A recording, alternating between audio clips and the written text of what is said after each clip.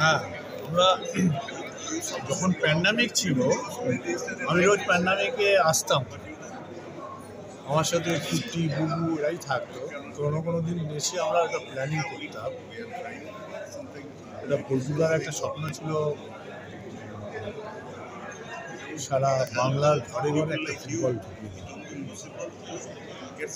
আমরা ওই সময় একটা প্ল্যানিং করে ইন্টারনালি ওয়ার্ক করছিলাম। লাস্ট 4-5 বছর ধরে আমি নিজেও বহু জায়গায় গেছি, করেছি। বহু মানুষ এখানে ছিল যারা এটা পার্টিসিপেট করেছে, কিন্তু আলটিমেটলি প্রোগ্রামটা এত দেরিতে শুরু হলো, যে কোনো কারণে সবাই দেখলো কেন শুরু হলো, যার জন্য পুরো প্রোগ্রামটা করা গেল।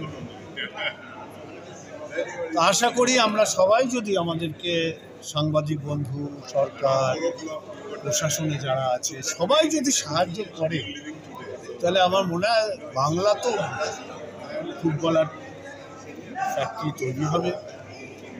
এরকম দেশ জুড়েই আমরা করতে পারবো, সবাই সবাই। এটা কি শুধু ফুটবলের সঙ্গে প্যারালালিজম? আর ধীরে ধীরে আমরা দেখবো ফুটবল, ক্রিকেট শুরু করলাম, এরপরে কীরকম রেসপন্স হচ্ছে, তারপরে ধীরে ধীরে অ্যাথলেটিক্স আসবো, হকিতে আসবো। এরকম ছিল, সেটা কি ফুটবল স্কুল ছিল? একটা তো আমাদের ফুটবল স্কুল যেটা ক্লাবে 25 বছর হয়ে গেছে, ওটা থেকে এটা আলাদা। এই সেম মডেলে সারা দেশ জুড়ে।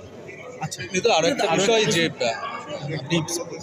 এই যে সিনিয়র দলের ডুরান্ড কাপ আর কিছুদিন বাকি শুরু হতে, প্লেয়াররা, কোচেরা কবে আসছে প্র্যাকটিস? তো কালকে তো প্র্যাকটিস ছিল আমাদের, মানে কালকে প্র্যাকটিস তো মাঠ দিতে পারছে না ডুরান্ড।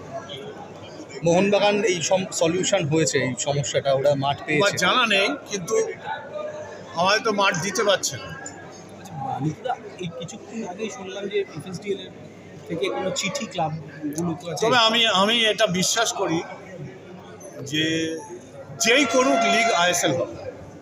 মানে চিঠি আপনারা পেয়েছেন একটা? আমি শুনলাম চিঠি এসছে একটা, কিন্তু আইএসএল হবে যেই করুক। এফএসডিএল নাও করতে পারে, অন্য কেউ করবে হয়তো। দেশের লিগ বন্ধ হয়ে যাবে, আমার মনে হয় না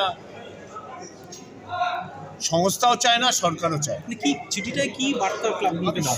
আমি প্রোগ্রামে ছিলাম, আমি শুনলাম একটা স্থগিত আদেশ এসছে, আইএসএল এক্ষুনি করা সম্ভব হচ্ছে। কিন্তু আরও একটা বিষয়, মোহনবাগানের তরফ থেকে, এসজির তরফ থেকে ডুরান্ডকে চিঠি দিয়ে জানানো হয়েছে যে ডুরান্ড কাপটা শুধুমাত্র বিদেশিহীন করে লোকাল খেলোয়াড়দের জন্য ওদের রিকোয়েস্ট একটা করা হয়েছে। এই বিষয়ে ইস্ট বেঙ্গলের পক্ষ থেকে কি বলেছে তাই নিয়ে আমার উত্তর দেওয়ার কি আছে।